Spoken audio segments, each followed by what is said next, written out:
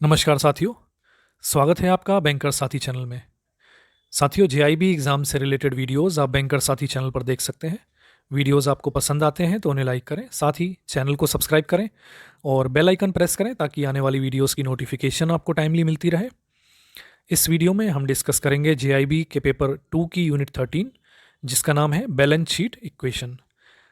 इसमें हम जानेंगे कि बैलेंस शीट क्या होती है, बैलेंस शीट आखिर बिजनेसेस क्यों बनाते हैं, और बैलेंस शीट में कौन कौन से की कंपोनेंट्स हैं जिनको हमें शो करना होता है। साथियों, बैलेंस शीट जो है वो बिजनेस ट्रांजैक्शन रिकॉर्ड करने के लिए होती है। एक जो है एक्चुअल जो पिक्चर है बिजनेस की, जो हेल्थ है, वो इससे हमें पता लगती है। We record all the business transaction using the dual aspect concept. जितने भी जो ट्रांजैक्शन होते हैं बैलेंस शीट में वो ड्यूअल नेचर के होते हैं, यानी कि जो भी एंट्री होगी उसकी करस्पॉन्डिंग एंट्री दूसरी जगह ज़रूर होगी। हर डेबिट का इक्वल जो है वो क्रेडिट होगा और हर क्रेडिट का इक्वल अमाउंट का डेबिट किसी दूसरे अकाउंट में होगा। अब कैपिटल साथियों क्या होता है, जैसे कोई भी बिजनेस मान लीजिए शुरू करना चाहता है कोई पर्सन, कोई फर्म बनाई जाती है, तो उसमें जो पर्सन, जो उसके प्रमोटर है, जो उसको शुरू कर रहा है, इनिशियल जो उसमें पैसा अपना लगाएगा उसको हम कैपिटल कहते हैं। तो capital means the amount which the owner of the business has invested in the firm and can claim from the firm. एक चीज़ आपको ध्यान रखनी है साथियों, हमेशा बिजनेस और इंडिविजुअल दोनों अलग अलग होते हैं। हम दोनों को अलग मान के चलते हैं अकाउंटिंग में। फर्म जो है वो उसके ओनर से अलग होती है। ओनर ने फर्म में इन्वेस्टमेंट किया है और वो अपने इन्वेस्टमेंट पे रिटर्न लेगा, प्रॉफिट्स होंगे, वो प्रॉफिट्स उससे फर्म से चार्ज करेगा। और जो कैपिटल उसने लगाई है, जो इक्विटी उसने लगाई है, वो फर्म के लिए लायबिलिटी है। लायबिलिटी क्यों है? क्योंकि फर्म को वो पैसा अपने ओनर को वापस करना है। तो जो भी फर्म की देनदारियां होती हैं जो वापस करने होती हैं वो लायबिलिटीज़ होती हैं, और जो फर्म के एसेट होते हैं यानी कि जो इनकम जनरेट करेंगे उन्हें हम एसेट्स कहते हैं। तो कैपिटल का मतलब हुआ जो उसके ओनर ने, कोई भी बिजनेस है उसका ओनर जो है इनिशियल जो अपना पैसा लगाता है, जो पैसा अपना लगा रहा है वो कैपिटल उसको हम कहेंगे। लायबिलिटी जो है it means the amount which the firm ओज टू आउटसाइडर। तो कैपिटल जो है वो फर्म ओ करती है, मतलब फर्म को देने हैं अपने प्रमोटर को, ओनर को। और लायबिलिटी जो बाकी अमाउंट जो देने हैं, देनदारियां जो फर्म की हैं कैपिटल के अलावा, उनको हम लायबिलिटीज़ कहते हैं। लॉन्ग टर्म लायबिलिटीज़ हो सकती हैं जो कि लॉन्ग टर्म में देनी है, नॉर्मली 1 साल से ज़्यादा समय की जो देनदारियां हैं वो लॉन्ग टर्म लायबिलिटीज़ में है।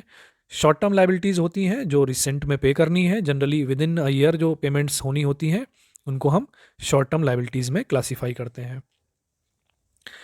एसेट्स वो हैं चीज़ें जिनकी कुछ वैल्यू है और जो फर्म ओन करती है, फर्म के लिए उनकी कुछ वैल्यू है, वो एसेट होते हैं। इसमें फिक्स्ड एसेट हो सकते हैं, करंट एसेट हो सकते हैं। तो फिक्स एसेट वो होते हैं जो कि परचेज कर लिए गए हैं किसी बिजनेस को चलाने के लिए, यानी कि लैंड, बिल्डिंग, मशीन्स जो कि फिक्स हैं, और करंट एसेट नहीं है यानी कि वो लॉन्ग टर्म के लिए है, बिजनेस को चलाने के लिए उनकी ज़रूरत है, उनको वो बिजनेस सेल नहीं करेगा। तो प्लांट, मशीनरी, लैंड, बिल्डिंग, ये सारे जो हैं वो फिक्स्ड एसेट में आते हैं। करंट एसेट जो हैं वो शॉर्ट टर्म के लिए होते हैं, जनरली वो कैश में कन्वर्ट हो जाते हैं विद इन अ ईयर। इसमें हमारी गुड्स आ गई, इन्वेंट्रीज, डेप्टर्स हो गए यानी कि जिन्होंने कंपनी का सामान खरीदा है लेकिन पेमेंट अभी नहीं की है तो वो पेमेंट करेंगे तो वो डेप्टर हो गए। कैश हो गया, कंपनी के अकाउंट में कुछ कैश है, बैंक बैलेंस है, तो ये सारे जो हैं वो करंट एसेट में है, यानी कि लिक्विड फॉर्म में है, आसानी से उनको लिक्विडेट किया जा सकता है। अब बैलेंस शीट की इक्वेशन कैसे बनती है साथियों? एसेट जो है वो हमेशा लायबिलिटी और कैपिटल दोनों को मिला के उतने ही अमाउंट के एसेट क्रिएट होते हैं। Asset equal to liabilities plus capital. Capital मतलब ओनर्स की इक्विटी, जो ओनर है उसका, उसकी equity. Liabilities equal to asset minus capital, यानी कि इसको इंटरचेंज कर सकते हैं हम, तो मतलब सबका एक ही है। Liabilities equal to asset minus capital, या फिर कैपिटल अगर हमें कैलकुलेट करना है तो capital equal to asset minus liabilities. अब एसेट्स में क्लासीफाई होते हैं साथियों cash and bank balance, bills receivables, जो कुछ इनवाइसेस रेज हो गई हैं, बिल्स हैं, वो आने हैं पैसे। डेप्टर्स, जिन्होंने, जो कर्जदार हैं कंपनी के, जिन्होंने सामान खरीदा है कंपनी से, पेमेंट अभी नहीं की है। स्टॉक, जो रेडी स्टॉक है, जो गुड्स हैं जो सेल की जाएंगी। फर्नीचर है, मशीनरी है, बिल्डिंग है, जो भी ये सब वैल्यू है कंपनी के लिए, जिनकी वैल्यू है कंपनी के लिए, वो एसेट्स हो गए। अब कैपिटल प्लस लाइबिलिटी क्या हो गया? कैपिटल प्लस रिजर्व सरप्लस जो है, क्योंकि कैपिटल ओनर का पैसा है और फर्म अलग है ओनर से। फर्म को ओनर का पैसा, कभी ओनर को, अगर कोई फर्म खत्म बंद होती है तो जो ओनर का पैसा है वो ओनर को देना है, प्लस जो फ़ायदा हुआ है वो भी ओनर को वापस करना है। रिजर्व सरप्लस जो हुए वो भी ओनर को देने हैं। क्रेडिटर्स लाइबिलिटी होते हैं। क्रेडिटर्स जिन्होंने फर्म को कोई रॉ मटेरियल अगर फर्म ने उधार खरीदा है तो फिर उसके क्रेडिटर्स जनरेट हो जाएंगे, यानी कि रॉ मटेरियल तो खरीद लिया फर्म ने बट अभी उसका पेमेंट नहीं किया है तो उसके क्रेडिटर्स होंगे। बिल्स पेएबल, जो बिल हैं उनको पे करना है, बिजली का बिल हो सकता है, रेंट हो सकता है, और भी कोई जो पेमेंट है इस तरह की बिल जो हैं वो पे करने हैं। आउटस्टैंडिंग एक्सपेंसेस, कोई एक्सपेंसेस हैं ऐसे जो अभी नियर फ्यूचर में जो पे करने हैं, जैसे कि सैलरीज हो सकती हैं, ऑफिस का एक्सपेंस हो सकता है। साथ ही बैंक लोन हो सकता है। बैंक लोन जो है वो भी लाइबिलिटी है, क्योंकि फर्म को है वो उस पर इंटरेस्ट देना होगा, उसकी किस्तें जमा करनी होंगी। तो ये सारे हैं साथियों, एसेट और लाइबिलिटीज़ कौन कौन सी हैं, इनके एग्जांपल्स हैं। अब साथियों हम एक हाइपोथेटिकल सिचुएशन लेते हैं, एक एग्जांपल लेते हैं, और एग्जाम्पल के माध्यम से ये समझने की कोशिश करेंगे कि ये सब जो आइटम्स हैं जो हमने देखे, ये किस तरह से बैलेंस शीट में शो किए जाते हैं। इस एग्जाम्पल को देखने के बाद में आपके माइंड में पूरी क्लैरिटी हो जाएगी कि बैलेंस शीट कैसे तैयार की जाती है और किस तरह से ये डबल जो सिस्टम है, यानी कि डेबिट क्रेडिट की एंट्री दोनों हमें जो करनी होती हैं साथ साथ, वो किस तरह से काम करती हैं। अब इस एग्जाम्पल में हमने लिया है कि कोई मिस्टर ए हैं जो एक बिज़नेस स्टार्ट कर रहे हैं। अब अगर वो बिज़नेस स्टार्ट करते हैं, मान लीजिए उनके पास इस समय 1 लाख रुपए है। अब 1 लाख रुपए जो है उन्होंने अपनी कैपिटल लगाई है और फर्म के जो अकाउंट है उसमें वो शो कर रहे हैं कैश के रूप में। एक करंट अकाउंट फर्म का खुला और उसमें कैश उन्होंने डिपॉजिट कर दिए।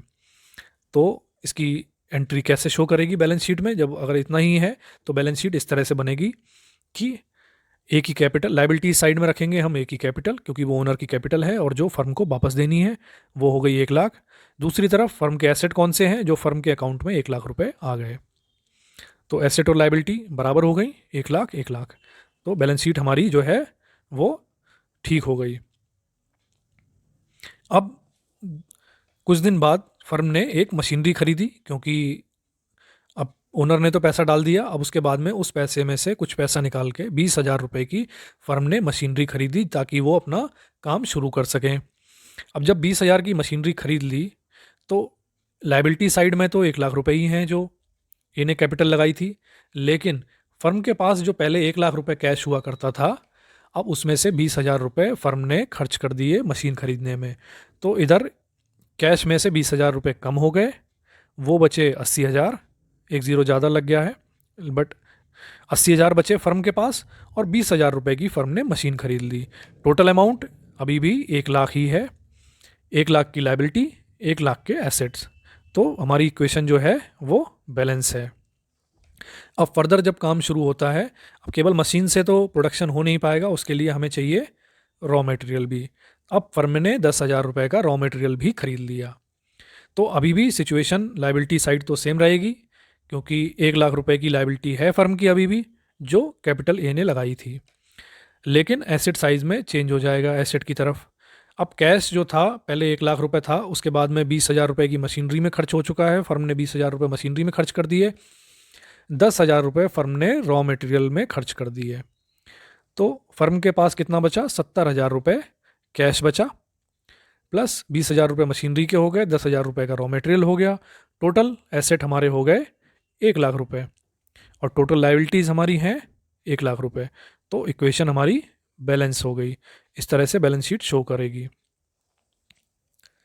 फर्दर अब इसके बाद में रॉ मटेरियल भी खरीद लिया, मशीनरी भी खरीद ली, तो अब प्रोडक्शन शुरू होगा। अब हम देखते हैं, फर्म ने 10,000 रुपये का तो पहले मटेरियल जो खरीदा था, जो पिछले स्लाइड में हमने अभी देखा, 10,000 का जो रॉ मटेरियल खरीदा था वो तो फर्म ने खरीदा था, नगद पेमेंट 10,000 कर दिया था, कैश में से कम हो गए थे।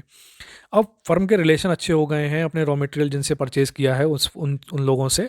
अब फर्म कहती है कि 20,000 रुपये का रॉ मटेरियल हम जो है वो क्रेडिट पे परचेज करेंगे, यानी कि उधार पे परचेज करेंगे, उसका पैसा बाद में देंगे। तो 20,000 रुपये का जब वो माल उधार लेंगे तो इक्वेशन बैलेंस शीट की क्या बनेगी वो हम देखेंगे। अब फर्म की लाइबिलिटीज़ क्या हो गई, 1,00,000 रुपये तो जो ओनर की तरफ कैपिटल जो है जो ओनर को वापस करना है, प्लस 20,000 रुपये के फर्म के क्रेडिटर खड़े हो गए, यानी कि उधार फर्म ने 20,000 रुपये जो लिया है वो भी तो उसको वापस करना है। तो 20,000 रुपये के उसके क्रेडिटर हो गए, वो फर्म की लाइबिलिटी हो गई 1,20,000। अब इसको बैलेंस करने के लिए एसेट साइड में क्या चेंजेस होंगे, एसेट साइड में कैश में तो हमारा 70,000 पहले थे, 70,000 ही रहेंगे। मशीन की वैल्यू 20,000 थी, 20,000 ही रहेगी। और अब क्या हो गया हमारे एसेट साइड में, रॉ मटेरियल जो 10,000 हमने पहले कैश में ख़रीदा था, फर्म ने कैश में ख़रीदा था, उसमें 20,000 रुपये और जुड़ जाएंगे, यानी कि रॉ मटेरियल जो कि फर्म ने उधार लिया है वो भी तो रॉ मटेरियल ही है, वो भी तो उसकी वैल्यू भी तो जुड़ेगी।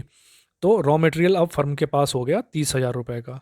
तो टोटल जो कॉस्ट निकलेगी, टोटल जो लाइबिलिटी होंगी वो 1,20,000 की हो जाएंगी, और टोटल एसेट्स जो हो जाएंगे वो भी 1,20,000 के हो जाएंगे।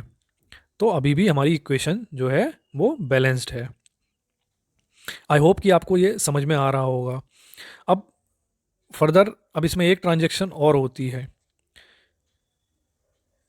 अब फर्म ने रॉ मटेरियल ख़रीद लिया, मशीनरी है फर्म के पास, कैश है। अब फर्म ने प्रोडक्शन शुरू कर दिया, प्रोडक्शन के बाद में कुछ सामान जो है 10,000 रुपये का सामान बेच दिया, जिसकी बेचा तो 10,000 का है, लेकिन कॉस्ट जो फर्म की आई थी प्रोडक्शन की वो 5,000 ही आई थी, यानी कि 5,000 फर्म को प्रॉफिट भी हो रहा है उसमें जो सेल की है फर्म ने। तो जब सेल करते हैं और प्रॉफिट अर्न करती है फर्म, तो उसका किस तरह से इक्वेशन बनेगी।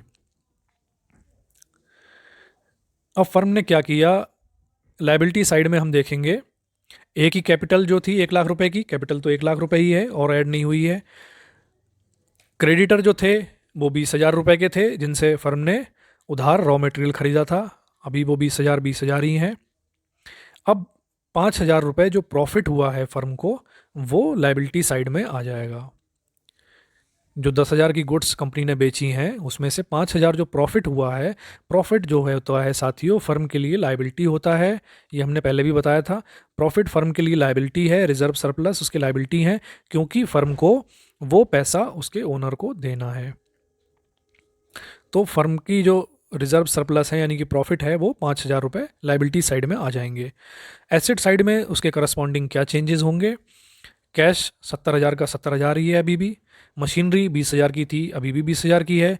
अब रॉ मटेरियल में वैल्यू कम हो जाएगी, कितनी कम होगी, जितनी की कॉस्ट लगी है, जितने का रॉ मटेरियल यूज़ किया गया है, यानी कि 5,000 रुपये रॉ मटेरियल में से कम हो जाएंगे, क्योंकि एक्चुअली जो कॉस्ट जो यूज़ हुई है वो 5,000 ही हुई है। तो 5,000 रुपये जो हैं वो रॉ मटेरियल में से कम हो जाएंगे। पहले 30,000 का रॉ मटेरियल था फर्म के पास, अब जो रॉ मटेरियल बचा है वो 25,000 का ही बचा है। प्लस फर्म के जो हैं वो डेप्टर्स क्रिएट हो जाएंगे 10,000 के, क्योंकि फर्म ने 10,000 की जो सामान था वो बेच दिया है, लेकिन अभी पैसा नहीं आया है। हम ये मान रहे हैं कि फर्म ने ये उधार सामान दिया है, किसी को बेचा है, उसका पैसा अभी आएगा, अभी आया नहीं है। उस सिचुएशन में हम ये बैलेंस शीट बना रहे हैं। तो 10,000 रुपये के फर्म के डेप्टर्स हो गए। तो अब हमारी इक्वेशन बनी, 1,25,000 की हमारी लाइबिलिटीज़ हैं फर्म की, और एसेट भी 1,25,000 के हैं। तो ये हो गई। अब फर्दर आप सोचिए और क्या हो सकता है। अब फर्म जो है वो प्रोडक्शन कर रही है, रॉ मटेरियल बना रही है, बेच रही है, तो इसका मतलब ये है फर्म के कुछ खर्चे भी हो रहे होंगे। तो अगर जो खर्चे हैं उनको हम किस तरह से शो करेंगे बैलेंस शीट में, और उनसे बैलेंस शीट में क्या चेंजेस आएंगे वो देखते हैं। अब मान लेते हैं कि फर्म ने 4,000 रुपये अपने खर्चों में खर्च किए हैं, यानी कि सैलरी दी अपने एम्प्लॉय की, या रेंट दिया जिस बिल्डिंग में थी, कोई भी खर्चा हम मान सकते हैं वो दिया है। तो अगर 4,000 रुपये फर्म के खर्च हो जाते हैं तो फिर किस तरह से बैलेंस शीट की इक्वेशन बनेगी। तो एक ही कैपिटल जो थी वो 1,00,000 ही रहेगी जो पहले थी। रिजर्व सरप्लस जो है वो 4000 से कम हो जाएंगे।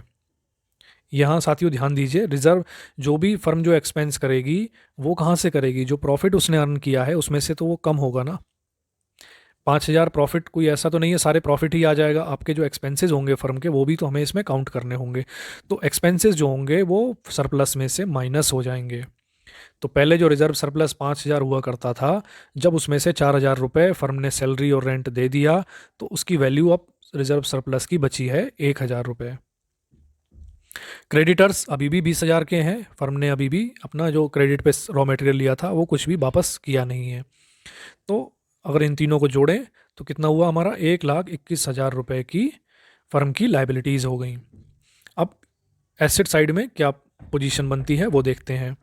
एसेट साइड में साथियों कैश में से ये 4,000 रुपये कम हो जाएंगे, क्योंकि जो फर्म ने जो सैलरी रेंट दिया है वो फर्म के अकाउंट में कैश जो था 70,000 जो थे उसमें से ही तो दिया है, तो वो 4,000 रुपये कैश में से कम हो जाएंगे। बाकी जो एंट्रीज़ हैं, मशीनरी की वैल्यू उतनी ही मानी रहेगी, 20,000 ही रहेगी। रॉ मटेरियल 25,000 का था, 25,000 का ही रहेगा। डेप्टर्स जो थे अभी भी 10,000 के ही हैं, जिनको फर्म को 10,000 रुपये लौटाने हैं। तो इस तरह से यहाँ भी 1,21,000 की एसेट साइड हो गई और लाइबिलिटी साइड भी 1,21,000 की वैल्यू हमारी बनती है। तो इस तरह से हमने लगभग सारी एंट्रीज इसमें देख ली हैं कि हमें बैलेंस शीट इक्वेशन अलग अलग सिचुएशन में जब बनाते हैं तो उनकी जो एंट्रीज़ हैं वो किस तरह से एसेट और लाइबिलिटी साइड में की जाती हैं, और किस तरह से ये दोनों साइड जो हैं, एसेट और लाइबिलिटी साइड जो हैं वो हमेशा बैलेंस रहती हैं और इक्वल रहती हैं।